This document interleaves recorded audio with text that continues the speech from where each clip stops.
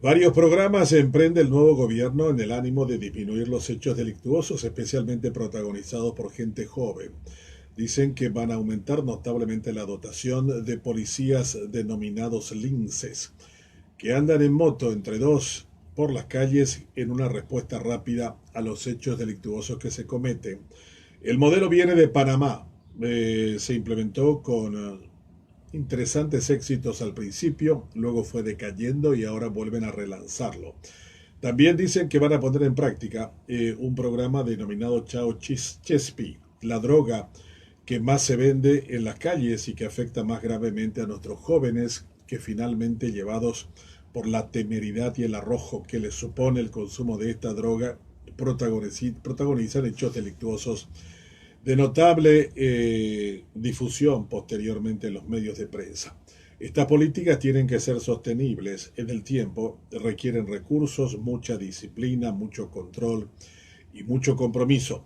No es suficiente con decir aquello que tiene que hacerse, sino que el Estado, para que sus políticas públicas tengan objetivos claros, deberían tener también mecanismos de control bastante consolidados que impidan que en el camino los buenos propósitos acaben como esa expresión que dice que el camino del infierno está empedrado de buenas intenciones. Lo que vamos a notar va a ser una evaluación en torno a estos propósitos en los tiempos que se vienen. A juzgar por las expresiones del ministro Riera en torno a estas medidas, no hay mucha convicción de que puedan funcionar. Pero así y todo, algo deben hacer. 3x3 por Benjamín Fernández Boado. Una reunión importante sobre el tema del peaje de la hidrovía tiene lugar en el día de hoy en Santa Cruz de la Sierra, en Bolivia, donde tendría que haber estado nuestro canciller. Ese es un tema que ha venido estando en la agenda paraguaya desde hace tiempo. Los argentinos dicen, si uno circula por una ruta paga un peaje a la empresa que se encarga de mantener esa ruta en buen estado, especialmente aquellas que están tercerizadas, muchas de las cuales ya tenemos aquí en el Paraguay. Creen que, por otro lado, eso está establecido en un tratado y que la Argentina no tiene intención de seguir dragando y manteniendo sus cauces hídricos sin que aquellos que los utilicen no los paguen. El canciller argentino ha ido más a fondo diciendo no son los países los que finalmente pagan, son los empresarios privados que hacen mucho dinero con el negocio de la soja los que tendrían que estar oblando porque sus barcazas puedan llegar a los puertos argentinos y uruguayos para su posterior reexportación. Todo esto tiene que formar parte de una conversación mucho más madura, mucho más seria, y que impida terminar en ese escandaloso entrecruce que hubo entre Massa y Peña la semana pasada y que dejó bastante maltrecha la ya de por sí golpeada relación con los argentinos.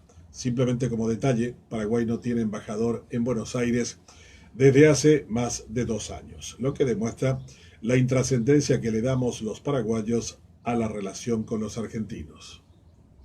3x3 por Benjamín Fernández Boado. Varios proyectos de transporte público han venido fracasando de forma reiterada. El más grande fue el último, el del Metrobús, que fue una idea apoyada por diferentes sectores porque podía movilizar en un carril determinado una gran cantidad de personas que ingresaban al microcentro Asunceno desde San Lorenzo. Pero todo eso fracasó. Ha sido quizás el más escandaloso fracaso del gobierno de Cartes y en donde hemos perdido mucho dinero. Incluso todavía hasta ahora existe una discusión de carácter jurídico si se debe pagar o no a la empresa portuguesa que ganó la licitación, pero posteriormente le dio el trabajo a una empresa paraguaya. Todas estas cuestiones tienen que volver a ser analizadas cuando se trata de la crisis del transporte público. Ahora los empresarios no quieren bajar los costos del pasaje a pesar de que bajó el precio del combustible. Apenas sube suben los precios los costos en el pasaje. Sin embargo, cuando bajan, no van en la misma rapidez ni proporción. Es evidente que el sector transportista está coluido con el gobierno y que no tiene ninguna intención de favorecer los intereses de la gente. Estos intereses están muy lejos en el fondo, de manera cuasi irrelevante cuando tendrían que estar en primer lugar. Las políticas públicas de transporte tienen que colocarse como un elemento central en cualquier gobierno que se precie de estar cerca de la gente.